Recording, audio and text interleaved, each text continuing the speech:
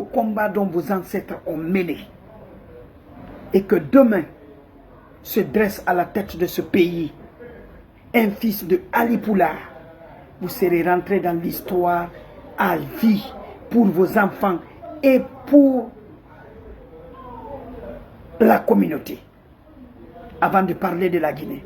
Parce que là, vous aurez réglé l'équation d'égalité en République de Guinée entre toutes les ethnies. Mais pensez-vous que c'est des millions qu'on vous donne, c'est des privilèges qu'on vous donne de venir rendre des comptes à vos frères, vendre les secrets de vos frères, ceux avec qui vous avez mené un bon moment, un grand combat.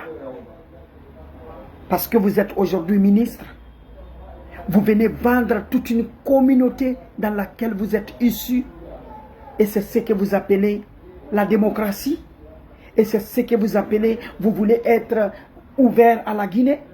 Bonsoir, chers Guinéens et Guinéennes, Amiral Dak Kamanou. Je fais cette vidéo pour interpeller la communauté Peul, s'il faut le dire, Ali Poulard, de la République de Guinée. Par le passé, j'avais déjà fait une autre vidéo où j'attirais l'attention de cette vaillante communauté de ce qui les arriverait dans les prochaines années s'ils ne font pas quelque chose pour eux-mêmes. Aujourd'hui, c'est avec une désolation, une consternation. Nous sommes en train de voir cette communauté en train d'être réduite au plus bas niveau, réduite à moins que rien par ses propres fils.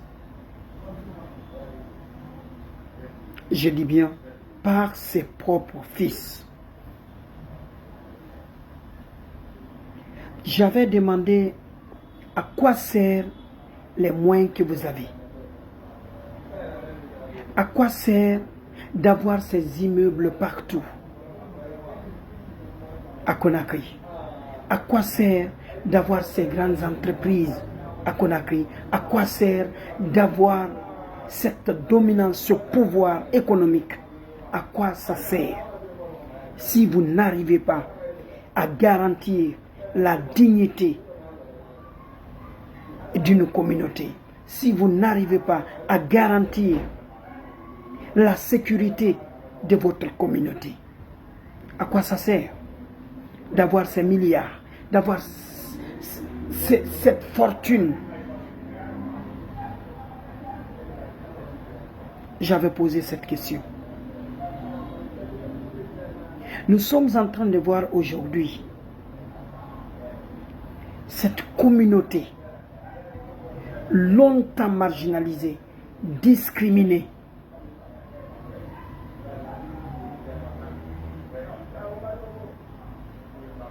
de 58 à maintenant, avant même les indépendances, s'il faut le dire.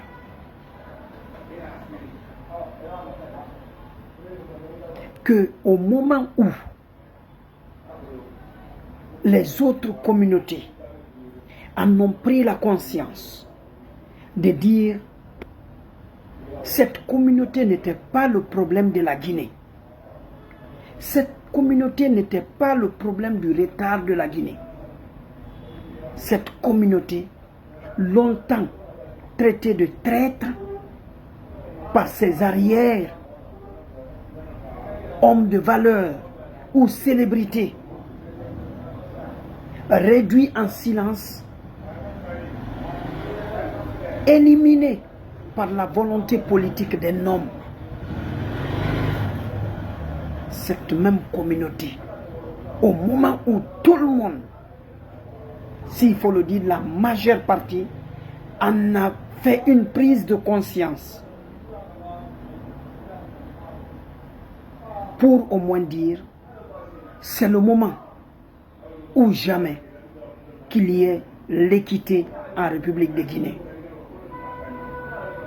où il n'y a pas d'inéligibilité pour qui peut commander la Guinée et qui ne peut pas être chef en Guinée. Tout le monde s'est dit que si nous sommes appelés à être Guinéens, nous sommes tous éligibles d'être, de gérer la magistrature suprême de ce pays. Pendant ce moment-là,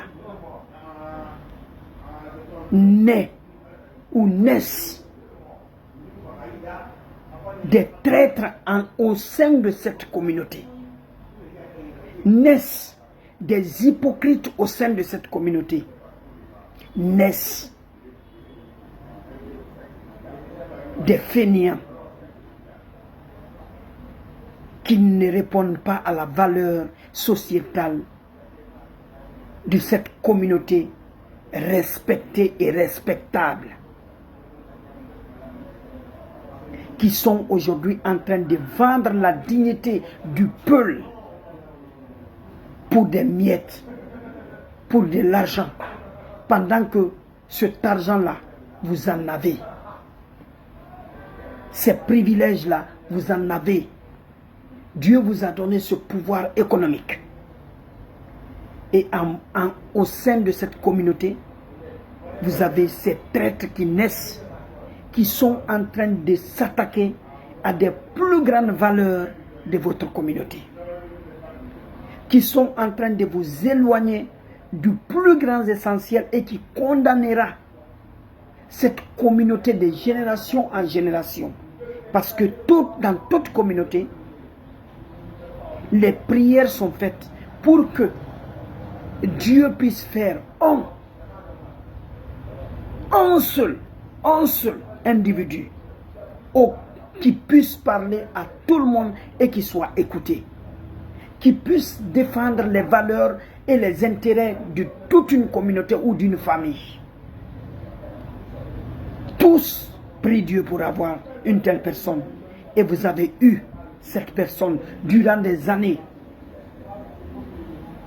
qui s'est engagée dans la lutte pour le respect et la dignité de votre communauté. Aujourd'hui, vous voulez lui donner tort. Vous voulez vous éloigner de l'essentiel. Vous voulez vous éloigner de ces doigts que vos ancêtres, ou de ce sacrifice que vos ancêtres, je ne sais pas quoi dire, de ce sang versé de vos fils durant tous ces régimes. Ces enfants sont couchés dans les cimetières. Et aujourd'hui, c'est vous qui êtes fiers de sortir pour dire, vous avez compris, vous avez ceci, cela, même famille, même quoi, même tant. C'est désolant. Ça ne va pas dans vos têtes. Cette machine à manipuler ne vous servira à rien. Vous ne rentrerez pas dans l'histoire à travers ce que vous êtes en train de faire, de filer toutes les personnes crédibles de votre communauté, de les filer à leurs ennemis. Vous ne rentrerez pas dans l'histoire de la Guinée, ni dans l'histoire de votre communauté. Vous ne rentrerez pas dans l'histoire de la Guinée, ni de votre communauté, en allant brandir des photos démagogiques, des mouvements de soutien et autres. Non. Mais vous rentrerez dans l'histoire lorsque dans un pays où il a été dit qu'à jamais le peuple ne sera président en République de Guinée. Vous l'avez entendu, oui ou non? Si vous vous battez, si vous restez fidèle à vos cultures, fidèle à votre éducation, fidèle à toute la loyauté que vos ancêtres ou le combat dont vos ancêtres ont mené. Et que demain se dresse à la tête de ce pays un fils de Ali Poulard. Vous serez rentré dans l'histoire à vie pour vos enfants et pour la communauté. Avant de parler de la Guinée. Parce que là, vous aurez réglé l'équation d'égalité en République de Guinée entre toutes les ethnies. Mais pensez-vous que c'est des millions qu'on vous donne, c'est des privilèges qu'on vous donne de venir rendre des comptes à vos frères, vendre les secrets de vos frères, ceux avec qui vous avez mené un bon moment, un grand combat. Parce que vous êtes aujourd'hui ministre, vous venez vendre toute une communauté dans laquelle vous êtes issus, et c'est ce que vous appelez la démocratie, et c'est ce que vous appelez, vous voulez être ouvert à la Guinée.